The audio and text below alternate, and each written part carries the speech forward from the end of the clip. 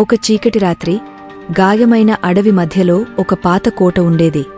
ఆ కోటలో రాజు మరియు రాణి ఉండేవారు. రాజు పేరు వీరభద్రుడు, రాణి పేరు మహిమ. వారు ప్రేమతో జీవిస్తున్నారు. కాని ఒక రహస్యం వారి జీవితాన్ని భయంకరంగా మార్చింది. ఒక రాత్రి వీరభద్రుడు యుద్ధం నుండి తిరిగి వచ్చాడు. అతను చాలా మారిపోయాడు.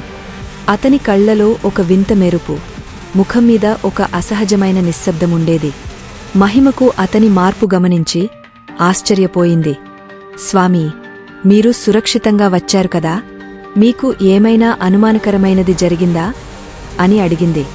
వీరభద్రుడు నవ్వుతూ, ఏమీ లేదు ప్రియతమే, కాని ఈ రాత్రి నేను నీకు ఒక రహస్యం చెప్పాలి అన్నాడు.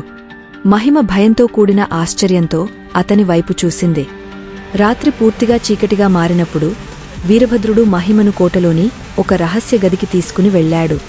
ఆ గదిలో ఒక పాత దీపం మాత్రమే వెలుగునిస్తోంది. గోడల మీద విచిత్రమైన చిత్రాలు ఉన్నాయి. అవి రక్తంతో గీసినట్లు అనిపించాయి. మహిమ భయపడి, ఇది ఏమిటి? ఇక్కడ ఎందుకు తీసుకువచ్చారు అని అడిగింది. వీరభద్రుడు మౌనంగా నిలబడి తన చేతిలో ఒక పాత పుస్తకాన్ని తీసుకున్నాడు. ఈ పుస్తకంలో ఒక శాపముంది.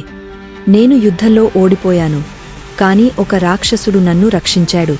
అతను నా ఆత్మను కాపాడాడు, కాని దానికి బదులుగా నేను ప్రతిరాత్రి ఒక ఆత్మను అర్పించాలి అన్నాడు. మహిమ భయంతో వణికిపోయింది. అర్థం ఏమిటి? మీరు ఏమి చేయబోతున్నారు అని అడిగింది. వీరభద్రుడు కళ్లలో కన్నీరు తేలుతూ, నేను నీ ఆత్మను తీసుకోవాలి ప్రియతమే, లేకుంటే నేను శాపం వల్ల నాశనమవుతాను అన్నాడు. మహిమ అతని వైపు చూస్తూ, మీరు నన్ను ప్రేమిస్తున్నారా అని అడిగింది. వీరభద్రుడు తల ఊపాడు.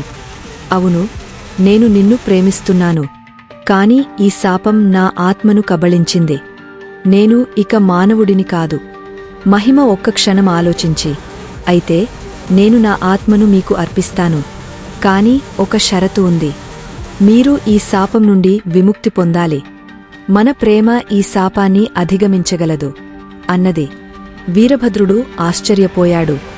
అతను మహిమను కోగిలించుకున్నాడు. కాని అతని చేతులు చల్లబడి నల్లగా మారాయి. అతను ఒక రాక్షసుడుగా మారిపోయాడు. మహిమ భయపడి కూతుపెట్టింది. కాని ఆమె ప్రేమ భయాన్ని అధిగమించింది. ఆమె వీరభద్రుడిని గట్టిగా కోగిలించుకుంది. మీరు ఇక్కడే ఉండండి, మన ప్రేమ ఈ శాపాన్ని తొలగస్తుంది అన్నది. ఆ రాత్రి కోటలో ఒక ప్రకాశవంతమైన వెలుగు వెలిసింది.